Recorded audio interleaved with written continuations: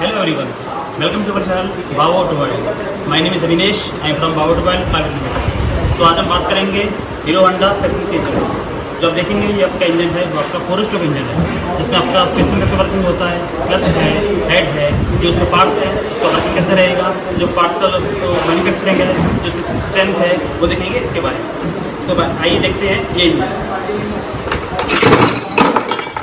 Engine सारा खोल रखा है पैशन का इंजन। ये इसका हेड, ये इसका ब्लॉक और ये इसका चैम्बर। उससे पहले बात करते हैं जब देख रहे स्टूडेंट्स, ये आपके गलगोटिया यूनिवर्सिटी जो है आपकी ग्रेटर नोएडा में। तो बताइए आप कहाँ से हैं? My name is Khan Mohammad Atif and I am from Galgotias College of Engineering. I am from New Delhi. My name is Mohammad Samsudin. I am from Galgotia College of Engineering and Technology. My name is Manav Gupta. I am from Delhi. My name is Harshit Saxena and I am from Greater Noida.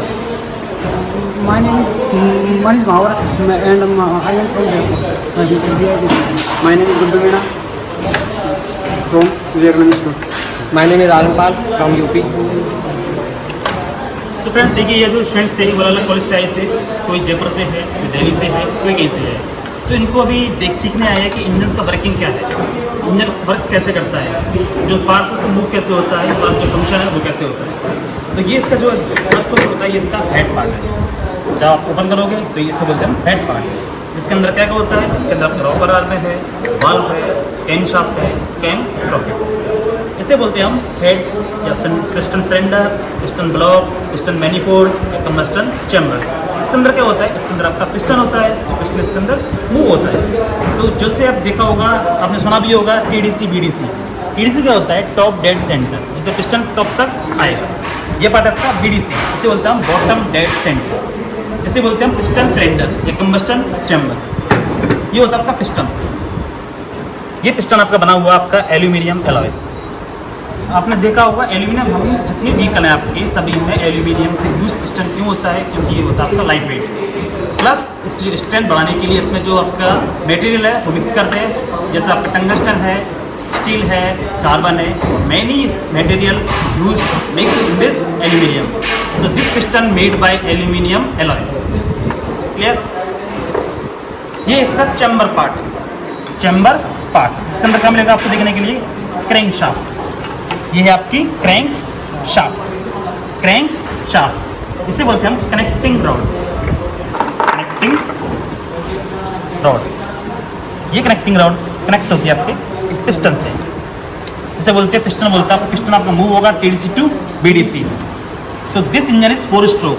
4 stroke means crank shaft rotate 2 times and piston moving 4 times up and down. So stroke completed like intake, compression, power and exhaust. So 4 stroke means crankshaft rotate 2 times, piston move 4 times. So this crankshaft connected by camshaft with timing chain. Where is timing chain? This is timing chain. Timing chain means, so this crank and camshaft connected this chain. So this chain means timing chain. Means crank rotate, so cam rotate and camshaft working is inlet valve and outlet valve operate. So inlet valve open and close. So in this case crank rotate 2 times, cam rotate 1 time. So engine will be start. So power transmitted, engine started, crankshaft to pinion, pinion to clutch, clutch to input shaft. This one is input shaft. This one is output shaft. Input shaft and output shaft, this is gearbox. Input shaft and output shaft fixed a gearbox. So power transmission like crank to pinion, pinion to outer housing, outer to inner housing, inner housing to input shaft, input to output shaft, output to power transmitted by wheel. Clear? So this one is clutch. Clutch is multi-disc clutch plate. So these clutch plate used for 2-wheeler bike, by 2-wheeler engine. But you see, जैसे में आपने सुना होगा जो sport bike होती है उसमें आपकी यूज होता है स्लीपर क्लच। स्लीपर क्लच, उस क्लच में क्या होता है, आपकी जो शिफ्टिंग के लिए आप क्लच प्रेस करते हो, उस केस में उस बाइक में जर्क नहीं आता, जबकि नॉर्मल बाइक में आपका जर्क आता है, क्योंकि इसमें क्या यूज हो रही है आपकी multi disc clutch plate. Multi क्यों बोलते हैं इसको हम? क्योंकि इसमें बहुत सारी प्लेट्स हैं। See friction steel, friction steel, friction steel and friction. ऐसे मल्टी प्लेट यूज़ क्यों की है? क्योंकि इसमें जो इसका एरिया है वो इसमें कम है। एरिया की साइज की वजह से इसमें क्या यूज़ कर रहे हैं? Multi disc clutch plate. जबकि जब आपके 4 व्हीलर हैं, आपके ट्रक्स है, आपकी बसेस है, आपकी हाइड्रा है, आपकी जेसी है, उसमें आप यूज़ कौन सा होता है? आपका सिंगल प्लेट। सिंगल प्लेट इस जो एरिया है वो बड़ा है, इसमें जो एरिया है वो छोटा है। तो एरिया की वजह से इसमें क्या यूज़ कर रहे हैं? Multi disc clutch plate. तो ये है आपकी, जब आप इस क्लच को असेंबल करोगे, खोलोगे इसको, आप इसे बोलते हैं outer housing. Outer housing, this outer housing connected a pinion gear. Pinion gear, this is pinion gear. So this is connected a crankshaft, crankshaft. So pinion gear connected a outer housing. So power transmitted pinion, crank to pinion, pinion to outer, outer to inner, inner to input shaft. Condition क्या है? जब आपकी bike normal condition है, means neutral condition पे आपने bike को start किया, power transfer हो गया, पावर ट्रांसफर की क्रेन से पिनियन, पिनियन से आउटर, आउटर से इनर। अब इस केस में आपकी जो इनपुट शाफ्ट है, ये जो input shaft and output shaft. Input shaft में आपके इसमें 4, ये आपकी जो बाइक है वो आपकी 4 speed transmission, 4 speed transmission. 4 means इसमें गियर, बाइक में आपके 4 गियर है। तो उसमें कुछ गियर आपके फिक्स होते हैं, कुछ गियर आपके फ्री रहते हैं। जैसे कि आपको देखा होगा, ये फर्स्ट गियर इसका फिक्स्ड है, ये सेकंड क्या है इसका फ्री है, थर्ड क्या है इसका फिक्स रहेगा, 4 आएगा वो आपका फ्री रहेगा। जो गियर आप देखो यहाँ पड़ेगा, ये गियर है ऐसा, एक ये गियर है right, first second third fourth. इसमें फर्स्ट क्या है आपका फिक्स्ड, सेकंड क्या है फ्री, थर्ड क्या है इसमें ये थर्ड है फ्री और ये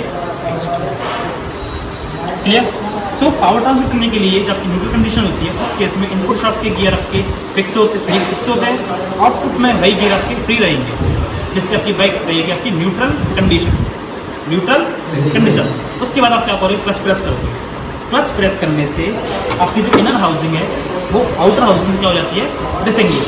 डिसएंगेज मीन्स आपने क्लच प्रेस किया, क्लच इसमें लगा होता है आपका क्लच पिन, क्लच पिन जो यहाँ होती है, इसके ऊपर आती है आपकी प्रेशर प्लेट, ये आपकी प्रेशर प्लेट। ये जो प्रेशर प्लेट है, प्रेशर लगाती है किस पे? क्लच अपर, क्लच अप। तो क्लच अप की वजह से आपकी जो प्लेट्स हैं, इन प्लेट्स के बीच में आता है गैप। गैप कितना होता है आपका? 0.85 माइक्रोन टू 1.25 mm। उस वजह से आपकी जो बाइक है वो क्या होगी? आपकी डिसएंगेज, मीन्स पावर ट्रांसमिट आपके इंजन में नहीं होगी। उसके बाद आप क्या करोगे? गियर शिफ्ट करोगे, फिर उसके बाद क्लच रिलीज करोगे, फिर पावर ट्रांसमिट करोगे आपके इंजन से आउटर हाउसिंग, आउटर से इनर, इनर से इनपुट शाफ्ट, इनपुट से आउटपुट। क्लियर। उसके बाद आपकी पावर का जाएगी आपके चेन से, जिसका नाम है पावर ट्रांसमिशन चेन। उससे आपके व्हील में जैसे आपकी बाइक आपका मूव होता है न्यूट्रल कंडीशन, और आप ये लगाओ। क्लियर।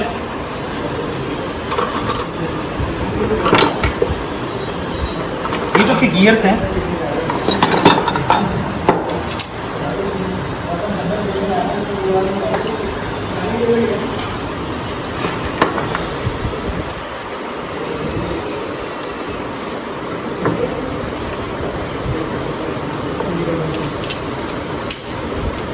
ये जो आपके गियर है इन्हें बोलते हैं gear ratio, gear ratio.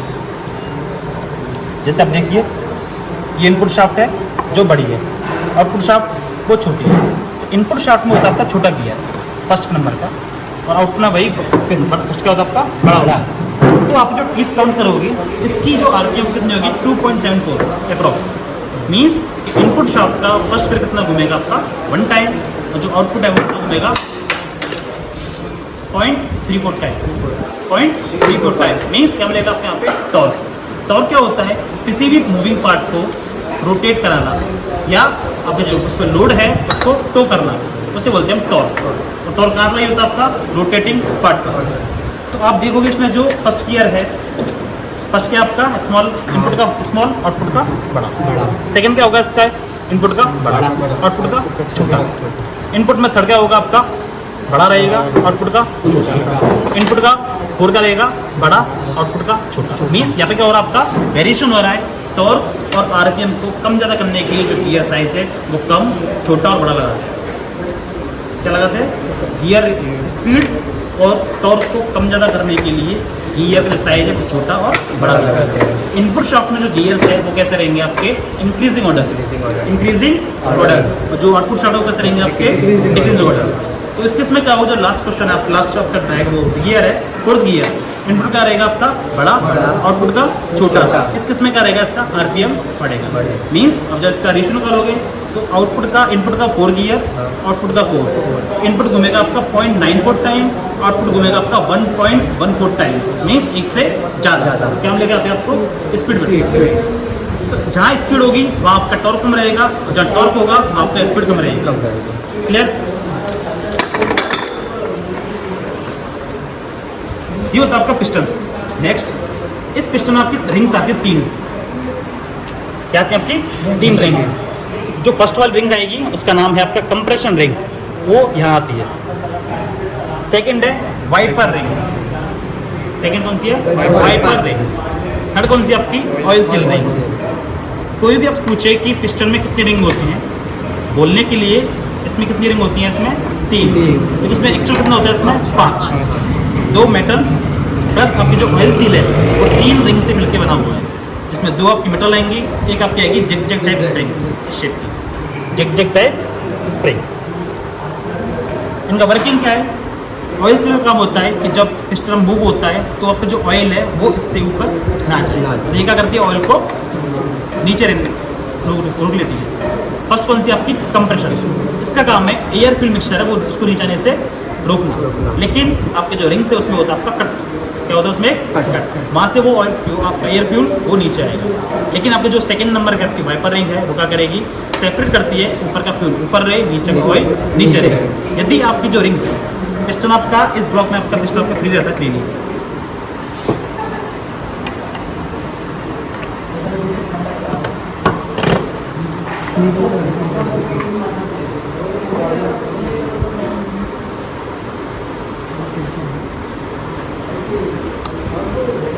Piston आपका रहता है ऐसा फ्रीली। फ्री क्यों रहता है? क्योंकि आपके जो रिंग्स हैं वो क्या करती हैं? कंप्रेशन बनाती है। यदि आपकी रिंग्स वीक हो जाती हैं तो उस केस में आपका जो ऑयल है वो ऊपर आएगा, वो बर्न होगा, जिससे आपका जो वीक ऑयल है वो आपका वाइट स्मोक देगा। White smoke.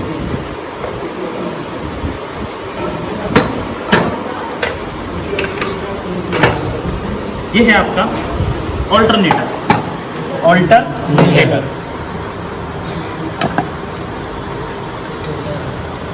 ये है आपका रोटर।